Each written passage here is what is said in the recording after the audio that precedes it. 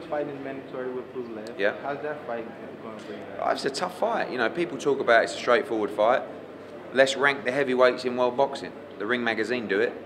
Anthony Joshua, Deontay Wilder, Kubrat Pulev. That's how they call them.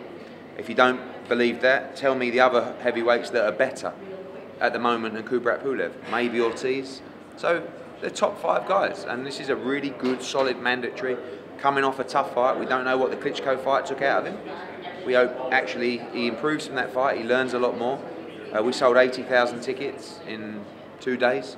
This guy is the biggest draw in world boxing, and he's going to be over here hopefully in 2018. You said hopefully in 2018 when we see him fight Wilder in 2018? But he's got to beat Ortiz first. Oh, you want Ortiz over here too? No, well, Wilder's fighting Ortiz, so who knows who's going to win that fight. It's a good fight. You think Ortiz could beat Wilder? Yeah, I think he could beat Wilder. Yeah, I think Wilder's, any heavyweight can be knocked out. It doesn't matter who they are. It's a good fight. I favour Wilder, youth and speed. Ortiz has looked poor in his last couple of fights, and has been incredibly inactive. And I think his last fight was December last year, so that's nearly a year, and he's not getting any younger. It's a good fight, and I'm pleased for Deontay Wilder that actually he's getting an opportunity to be in those big fights, because Joshua just boxed Klitschko, and Wilder's never boxed anyone of any elite note. Now he is, so it's good. It's good for boxing. It's a good fight. Eddie, how significant is it that the fact that the heavyweight division is now in the forefront of boxing, in the sense that now the masses are able to see it? Do you feel like the heavyweight division is kind of the rock of boxing?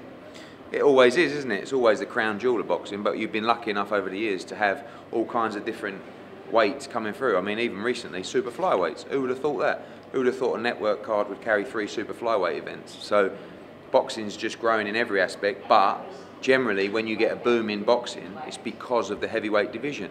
It still doesn't quite have the depth that I think I'd like to see. Like, again, when you look at those guys, Joshua, Wilder, Pulev, Ortiz, you know, then you've got like I call those the elite guys, and then you've got the guys that are pushing on to be elite fighters, Jarrell Miller, Dylan White, you know, Derek Chisora, you know, there's other names, but for me, you want to see those guys coming through, Dylan White's, Jarrell Miller's coming through, and actually, because for us, when we look at Anthony Joshua, we want 7, 8, 10 years of opponents.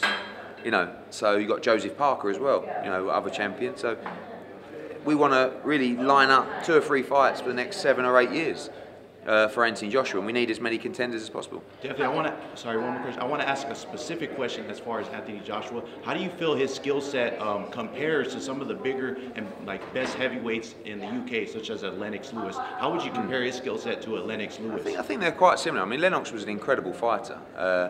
What Anthony showed in the last fight is he has a tremendous amount of heart, and he likes to fight. He's a baby, you know, he's had 19 fights. He's already had a unification fight for the Heavyweight World Championship. So these other guys before him, I mean, how many fights did Mike Tyson have on the road, just knocking people out? Like, he hasn't had all that years and years of professional experience. He's having to learn on the job. When we took the Charles Martin fight, it looks now that was an easy fight, great move, but at the time, that was a big risk. You know, he was a 31-0 southpaw world champion, and Joshua had never gone past like 2 or 3 rounds. So now, then you get thrown into a unification fight with Klitschko well before your time, and you have to learn on the job like he did. He was exposed in that fight, but he came through the other side. So he'll improve, he'll get better, and he will get a lot better.